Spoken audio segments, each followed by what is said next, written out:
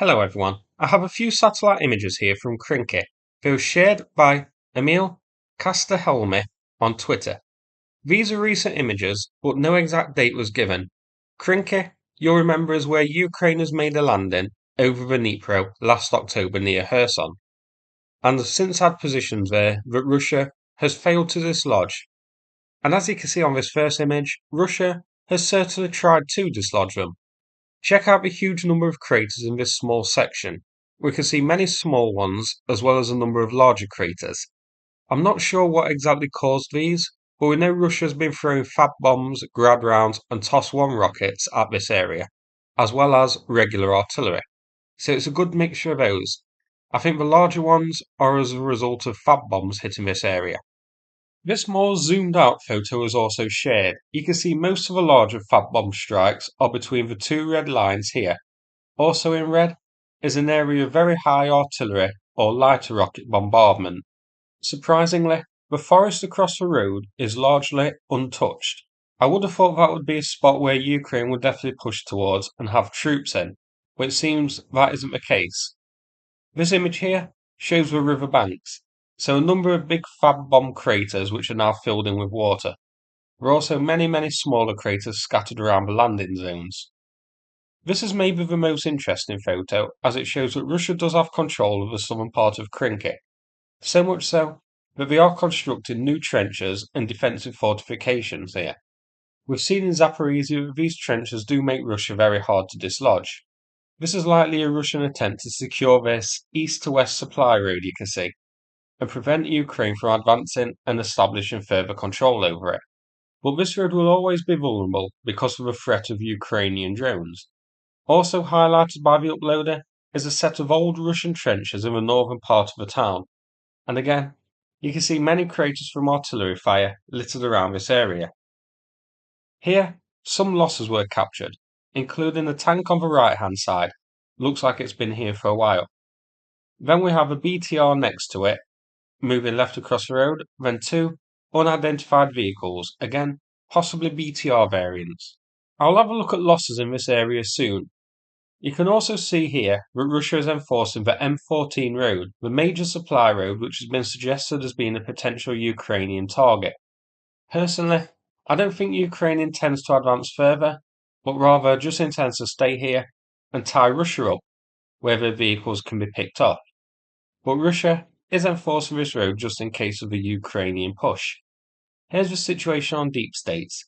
So the road highlighted is where Russia is building these trenches. Zoomed out, you can see this is a major supply road to and from Oleshki, heading north up towards Nova Kakhovka. Now, as to why Ukraine has landed troops here, if it's unlikely they're going to advance further, simply put, this is a massive trap for the Russian vehicles. Nalcio on Twitter compiled this. This first image on screen now is Ukrainian confirmed losses as of January the 12th, 2024. This is all done with geolocated footage and photos of strikes. It starts from the date of the landings, October the 15th. So two tanks, one of which was destroyed and one damaged. One of these tanks was a T-72, the other unidentified. 0 armoured fighting vehicles and 1 infantry mobility vehicle, which was identified as being a Humvee. 0 MLRS systems, 8 self-propelled artillery systems, of which 5 were destroyed. These are shown on the provided spreadsheet as being 4 M109s, a 2S7, a 2S1, and a 2S3, with 1 being unidentified. 9 towed artillery, 3 destroyed and 1 damaged. These are being mainly M777s, with 1 unknown, 1 2A18, 1 FH70, and a 2A36. So the howitzers here we can tell are mainly NATO-donated ones supporting Ukraine's operation over the Dnipro. M109s making up the bulk of the self-propelled howitzers destroyed, M777s making up the bulk of the towed artillery destroyed. So quite interesting that Ukraine does see this as an important enough area to supply its best NATO equipment, NATO howitzers, too. So pretty interesting that. Moving on, 1 SAM system, which is a Buk launcher. 2 engineering vehicles identified as being IMR2 and a PTS2. 1 radar, an ANTP-636, 4 trucks, a Kras 255 ZIL-131, an unknown truck, and a surprise appearance from a bandwagon BVS-1, donated by NATO. I believe it may be the Swedish donation. 0 helicopters, 0 aircraft, 4 drones, and 1 vessel. The vessel is identified as being a BMKT motorboat. Now, I've seen other strikes on Ukrainian boats, so the vessel number is low, unless this is just counting military boats rather than civilian ones which were being used. So, 33 Ukrainian losses. From what I can tell, most of these Ukrainian losses are happening because of the Lancet drones. The Lancet is probably Russia's best and most effective weapon of the war, and they've even increased the range of it to hit targets further afield. So Ukraine really needs to come up with some sort of counter for the Lancet drone, an effective counter for the drone which can stop these long-range Lancet drone attacks. Also notably, all of Ukraine's vehicle losses happen on the west side of the Dnipro, in and around Kherson city, nothing east of the Dnipro. Now, let's check the Russian ones. A massive 163 vehicle losses overall, a huge difference. And check what this includes: 20 tanks, mostly T-72 and T-62, but we've also seen 4 T-90Ms destroyed here. 61 armoured fighting vehicles. These are mainly BTR-82 8-wheeled vehicles with a mixture of BMD-2s and BMD-4s from the airborne forces thrown in. 3 infantry mobility vehicles, 13 MLRS systems, Grads mainly, but there are 4 of the rarer TOS-1s destroyed here as well. 7 self-propelled howitzers, a mix of 2S-19, 2S-7, 2S-3, 2S-5 and 2S-4.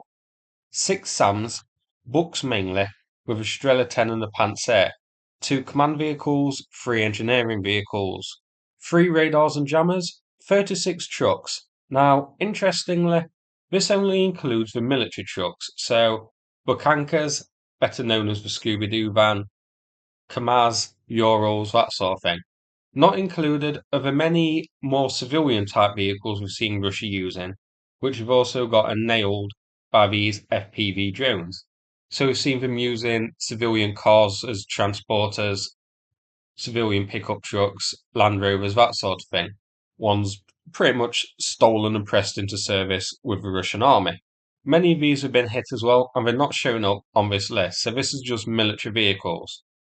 Moving on to the aircraft, 1, which was a Su-34, and then 2 drones. So a total of 163 Russian vehicle losses compared to 33 Ukrainian losses. That's a huge difference. So that's why Ukraine has a presence here.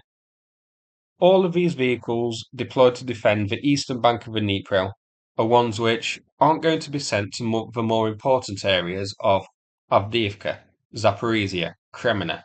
Not to mention, these again hit hard by Ukrainian drones too, in return for relatively few Ukrainian losses. Just check out the tank losses. 2 Ukrainian tanks, one of which was destroyed, compared to 20 Russian tanks. If Ukrainian forces weren't here, these vehicles would likely be sent elsewhere, especially the very important T-90Ms, Russia's most modern tank. Then we also have the TOS-1 rocket launchers, of which Russia only has 40 or so. These are deployed here and 4 have been destroyed. So that's why Ukraine is carrying out this operation over the Dnipro. I don't think the intention is to advance any further, but rather to force Russia to send vehicles and troops here to defend it, which are then getting picked off by Ukrainian drones and artillery. Not covered here, of course, is the manpower losses. I don't have number of losses both for Ukraine and Russia, though it is likely heavy on both sides. But the Ukrainian losses here can't be dismissed, they are pretty high. It's a tough place, as you can see with the satellite imagery we saw. These Ukrainian positions have been hit hard by Russia. So that's it for this video. I hope you found it interesting. Bit of a longer one than usual. Now before we finish, a short fundraiser here for Yegor from Ukraine's 3rd Assault Brigade. We did a couple of fundraisers for him last year to replace damaged spotter drones. Now he's requested some funds to help with FPV drone training, so his unit can operate these drones better. His PayPal link is in the description. Big thanks to everyone who can help out, and take care everyone.